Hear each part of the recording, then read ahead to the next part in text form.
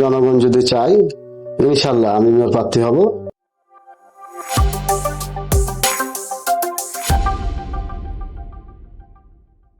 আসসালামু আলাইকুম প্রিয় দর্শক, সবাইকে স্বাগত জানাচ্ছি রাজশাহী প্রেসের বিশেষ এই আয়োজনে। আপনাদের সাথে রয়েছে আমি তামান্না ইমাম। আমার সাথে আজ রয়েছে রাজশাহীর পরিচিত একজন মুখ, রাজশাহী মহানগর যুব দলের সদস্য সচিব রফিকুল ইসলাম রবি ভাই। আসসালামু আলাইকুম ভাই। স্বাগত, কেমন আছেন? আলহামদুলিল্লাহ ভালো আছি। বিভিন্ন মানবিক উদ্যোগের কারণে আমরা বিভিন্ন সময় আপনাকে আলোচনায় থাকতে দেখি। নতুন করে আমরা শুনছি সিটি নির্বাচনে প্রার্থিতা নিয়ে আপনি আবারও নতুন করে আলোচনায় এসেছেন। এই যে ছাত্র রাজনীতি থেকে এই পর্যন্ত আজকে আসা যুব দলের গুরুত্বপূর্ণ একটি পদেও এখন রয়েছেন, কিভাবে শুরু হয়েছিল? ধন্যবাদ রাজশাহী প্রেসকে আমাদের রাজনৈতিক আলোচনা করার জন্য। বিশেষ করে দেশপ্রেম এবং দেশের মানুষকে ভালোবাসার থেকে সৃষ্টি হয়েছে রাজনীতি। আমাদের রাজনৈতিক জীবনটা হলো অনেক কঠিন। বাইরে থেকে যা দেখেন আসলে তা ঠিক না। রাজনৈতিক জীবনটা অনেক কঠিন। আমাদের রাজনৈতিক জীবনে অনেক কষ্ট, ত্যাগ, নির্যাতিত হতে হয়েছে আমাদেরকে। বিশেষ করে বিগত আন্দোলন সংগ্রামে আপনারা জানেন 13, 14, 18, 24 এগুলো আন্দোলনে আমাদের সহযোদ্ধা ভাইদেরকে অনেকজনকে রক্ত দিতে হয়েছে, রাজপথে রক্ত দিতে হয়েছে। অনেকজন আমাদের মাঝ থেকে হারিয়ে গেছে, অনেকজন গুম হয়েছে, অনেকজন হত্যা হয়েছে, অনেকজন জেল খেটেছে। আসলে মূলত রাজনীতি এসেছে দেশপ্রেম থেকে। ছোটবেলা বছর হয়ে গেল, বছর তো অনেক হয়ে গেল। এখন 17 বছরের কথাই বলি, বিগত 17 বছরের কথা বলি, যেহেতু বিগত 17 বছরে বেশি আমাদেরকে ত্যাগ, নির্যাতিত, জেল জুলুম খাটতে হয়েছে। আসলে রাজনৈতিক জীবনটা অনেক কঠিন। জীবনটার অর্ধেক, যৌবনের অর্ধেক জীবনটা আমাদের রাজনীতি কেটে গেছে। আর একটু জানতে চাই ভাইয়া, যে আমি যদি ভুল না করে থাকি, রাজনীতির কারণে আপনাকে কারাবরণ করতে হয়েছে, সেই সময়, সেই কঠিন সময়ের অভিজ্ঞতা যদি আমাদের সাথে একটু শেয়ার করতেন। আসলে ক্যামেরাতে বলি না এই কারণে যে অনেক যারা দল করছে, নতুন ভাবে আসছে, দলে যোগ দিচ্ছে, তারা আমাদের জীবন কাহিনী শুনলে অনেকে ভয়ে পিছু টান মারবে, দলে আসবে না। তবে আমি বলি যে রাজনীতি যদি আমাদের দেশপ্রেম থাকে, আমাদের যদি উন্নয়নের ধারা যদি অব্যাহত রাখতে হয়, তাহলে আমাদের প্রতিহিংসা রাজনীতি ছাড়তে হবে। বিগত সরকার যেগুলো করেছে, জেল খাটিয়েছে, আমাদেরকে নির্যাতিত করেছে, বাসায় 14 বছর থাকতে পারেনি, এগুলো যদি এই সরকার আমলে যদি আমরা করি, তাহলে জনগণ আমাদের থেকে বিচ্ছিন্ন হয়ে পড়বে। এবং আমরা চাই না এই প্রতিহিংসা রাজনীতি। আমরা চাই বাংলাদেশ সবার, এই দেশে সবাই বসবাস করবে। যারা অত্যাচার করেছে, জুলুম করেছে, আইন তাদের বিচার করবে। আমরা দেশের উন্নয়নের স্বার্থে আমরা একসাথে কাঁধে কাঁধ মিলিয়ে সাধারণ জনগণকে নিয়ে উন্নয়ন ধারা অব্যাহত রাখবো ইনশাল্লাহ। ইনশাল্লাহ। এবার একটু আসতে চাই, এবার একটু সুখের দিকে ফিরতে চাই। এই যে আপনাকে আমরা যদি রাজশাহীর কথা বলি, ক্লিন ইমেজের নেতা হিসেবে আসলে আপনি পরিচিত। অনেক জায়গায় আপনার যে সমস্ত ভক্তরা রয়েছে, বা আপনি যে মানবিক উদ্যোগগুলো নিয়ে থাকেন, আরো বিভিন্ন কারণে, এই বিষয়ে আপনার আসলে মতামত? এটা হচ্ছে আমার প্রথমত বলি যে এই মানবিক কাজগুলো আমি অনেক আগে থেকে করি। আমার শখ বলেন, কর্তব্য বলেন, আর দায়িত্ববোধ বলেন, সে শখ, দায়িত্ববোধ থেকে এবং কর্তব্য থেকে আমি মানুষের সেবা করার জন্য বিভিন্ন ভাবে আমি চাই যে দেশের মানুষের সেবা যদি আমি করতে পারি, তাহলে তো আমি প্রকৃত একজন মানুষ। সবসময় আমি চাই মানুষের সাধারণ জনগণের সাথে পাশে থাকতে এবং মানুষের বিপদ আপদে পাশে থাকতে। এটা আমার মূলত ভালো লাগে আর কি, দেশপ্রেমটা কাছে। আর ছোটবেলায় জিয়াউর রহমানের গল্প শুনেছিলাম।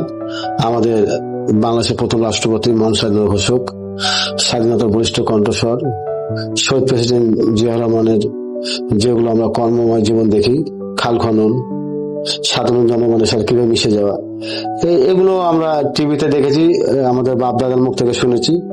শুনে আমাদের আস্তে আস্তে ভালো লাগাটা কাজ করেছে। বিধে আমাদের ইচ্ছা জায়গায় মানুষের সাথে মিশে যেতে, যেমন খাল খনন করতে যেতে ইচ্ছা করে, বিভিন্ন বিপদগ্রস্ত মানুষের পাশে দাঁড়াতে। মূলত এগুলো থেকে আমরা অনুপ্রেরণা পাই।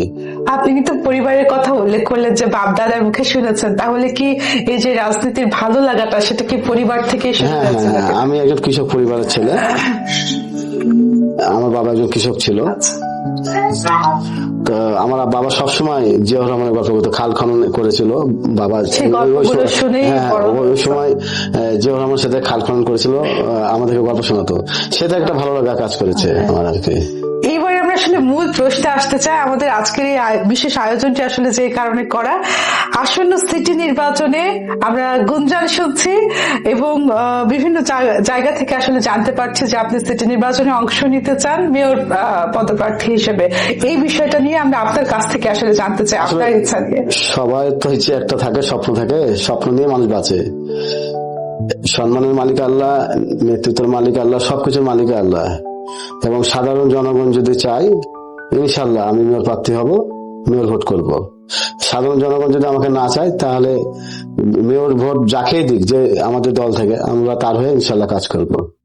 আরো অনেকেই তো রয়েছে, আরো বিভিন্ন জনের কথা আমরা শুনছি। নিজেকে যদি বলি যে আপনার নিজের কাছে কেন আপনার নিজেকে আসলে মনে হয় যে না, আমার আসলে নির্বাচনে আসা উচিত বা আমি এই কাজ করতে পারবো জনগণের জন্য, আপনার কি মনে হয় কেন আপনি উপযুক্ত এই বিষয়টা? জুলাই আগস্ট গণঅভ্যুত্থানের পর একটা নতুন বাংলাদেশ সৃষ্টি হয়েছে। সে বাংলাদেশকে ফ্যাসিবাদ থেকে মুক্ত করেছে কিন্তু তরুণরাই। আমি মনে করি আমি নিজে একজন তরুণ, ইনশাল্লাহ আমি তরুণদের পাশে দাঁড়াতে পারবো এবং তরুণদেরকে নিয়ে আমি ভাবনায় থাকতে পারবো। কারণ আমাদের রাজশাহীতে প্রায় 1 লাখের উপরেও ছাত্র বলেন, যুবক বলেন, মা বোনরা বলেন, অনেকে বেকার, তাদের কর্মসংস্থান নাই। তা আমি চাই, যেহেতু আমাদের শিক্ষানগরী সবুজের নগরী, এই শিক্ষানগরী সবুজের নগরীর পাশাপাশি শিল্পনগরী গড়ে তুলতে চাই। তরুণদের জন্য বিশেষ করে বিভিন্ন বিভিন্ন এনজিওর মাধ্যমে এবং বিভিন্ন প্রাইভেট সেক্টর ব্যাংকের মাধ্যমে যদি আমরা তাদেরকে আর্থিকভাবে সহযোগিতা করতে পারি, তাহলে ছোট ছোট উদ্যোক্তারা আরো এটার পরে আরো নির্ভরশীল হয়ে পড়বে এবং এটা নিয়ে তারা আরো স্বাবলম্বী হতে পারবে। আমরা চাই আর্থিকভাবে তাদের সহায়তা করলে অনেকেই স্বাবলম্বী হতে পারবে। বিশেষ করে যারা তরুণ, জেএনজি গ্রুপ যেটা বলা হয় আর কি, তারা বিশেষ করে তারা সাফল্য পাবে যদি আমরা তাদেরকে এনজিওর মাধ্যমে বা বিভিন্ন প্রাইভেট সেক্টর ব্যাংকের মাধ্যমে তাদেরকে যদি আর্থিক সহায়তা করতে পারি, তাহলে তার স্বাবলম্বী হতে পারবে, বেকারত্ব অনেক অংশটা কমে যাবে আসবে আমি মনে করি। এবং আমরা যদি এখানে শিল্প কলকারখানা তৈরি করতে পারি, ইপিজেড তৈরি করতে পারি, তাহলে এখানে যদি 2-50 হাজার লোকের যদি কর্মসংস্থান হয়, ইনশাল্লাহ রাজশাহী শহরটা সুখী নগরী হয়ে গড়ে উঠবে আমি মনে করি।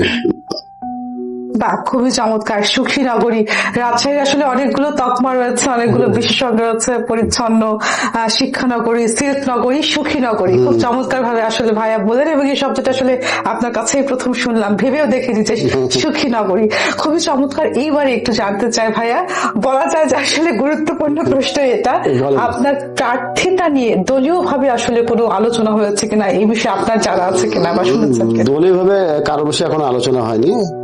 আমাদের সেন্ট্রাল থেকে আমাদের সর্বোচ্চ মাননীয় চেয়ারম্যান, বাংলাদেশের প্রধানমন্ত্রী, তিনি যাকে প্রার্থিতা ঘোষণা করবে, ইনশাল্লাহ আমরা তার হয়ে কাজ করব। যদি জনগণ আমাদেরকে যোগ্য মনে করে আমাকে, তাহলে আমাকে জনগণ দেখবে, আর যদি আমাকে অযোগ্য মনে করে যাকে দিবে, আমরা সে যোগ্য প্রার্থীরা কাজ করব। এবারে একটু আসতে চাই, বিভিন্ন সমস্যাগুলোর কথা আপনি উল্লেখ করেছেন এবং সেগুলোর পাশে থাকার কথা বলেছেন। হয় না যে আপনি যখন ভাবছেন যে এরকম একটা গুরুত্বপূর্ণ জায়গায় আপনি আসার পরিকল্পনা রয়েছে, এটা নিয়ে নিশ্চয়ই আপনার অনেক ভাবনাও রয়েছে, ভাবতেও হয়, মানে ভাবলাম আর হয়ে গেলে তা তো না, অনেক পরিকল্পনার বিষয় অনেক পরিকল্পনা আছে। কোন বিষয়টাকে আপনি আগে প্রাধান্য দিবেন যে আপনি যদি এই গুরুত্বপূর্ণ পদে আসতে পারেন তাহলে এই সমস্যাটা আগে দূর করতে চান?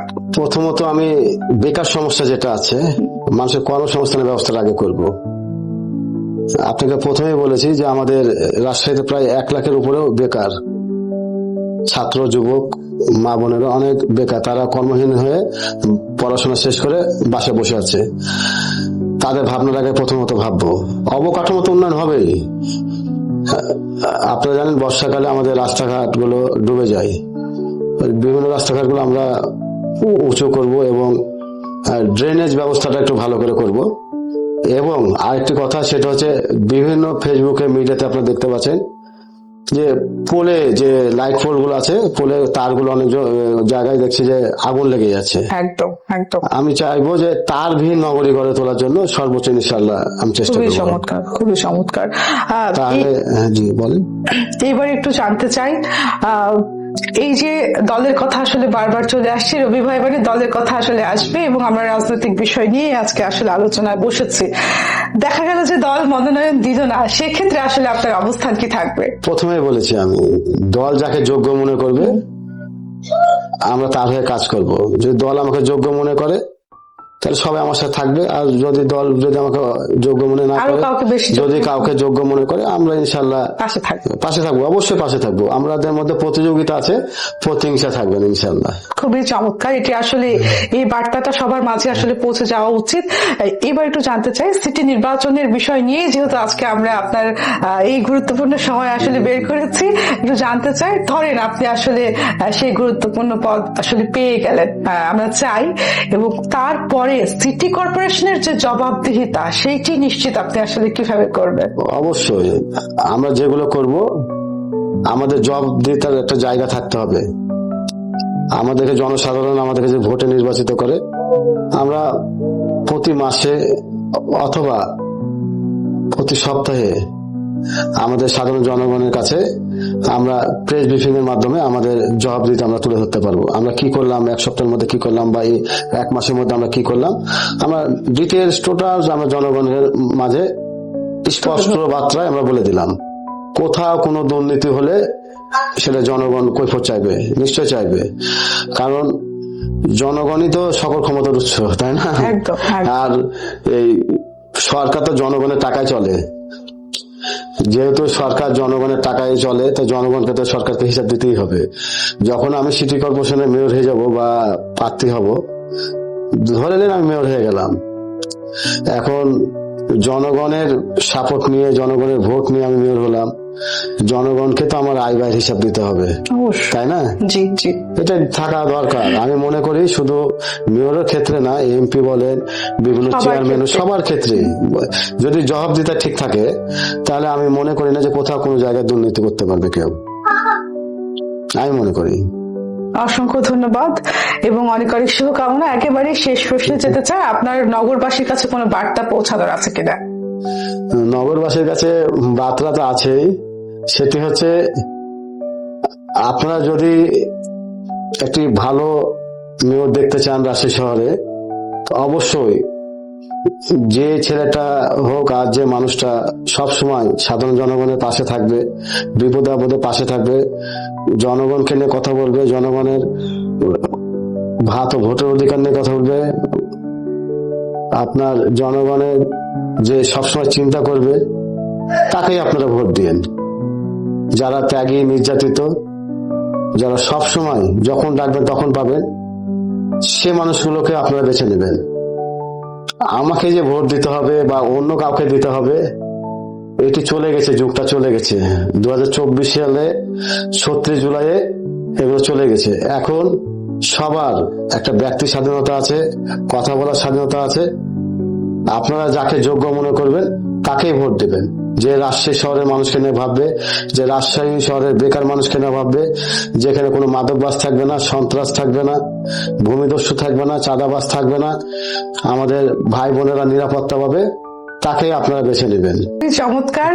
একেবারে শেষে রাজশাহী প্রেস নিয়ে যদি কিছু বলার থাকে। হ্যাঁ, ধন্যবাদ রাজশাহী প্রেসকে। আপনারা অতি অল্প সময়ে আপনারা সঠিক নিউজ গুলো করেন, সেজন্য আপনাদেরকে ধন্যবাদ। ইনশাল্লাহ আপনারা জনগণের মতামত নিয়ে কাজ করেন। আমি চাইবো সত্যটা প্রকাশ করার জন্য, এবং ত্যাগী নির্যাতিতদের কথাটা একটু আপনারা যদি মিডিয়ার মাধ্যমে তুলে ধরেন, ইনশাল্লাহ জনগণ আপনাদেরকে ভালোবাসবে। আমরাও ইনশাল্লাহ সব আপনাদেরকে সাপোর্ট করবো। অসংখ্য ধন্যবাদ ভাই, এত ব্যস্ত সময়ের মাঝে আমাদের সময় দিয়েছেন।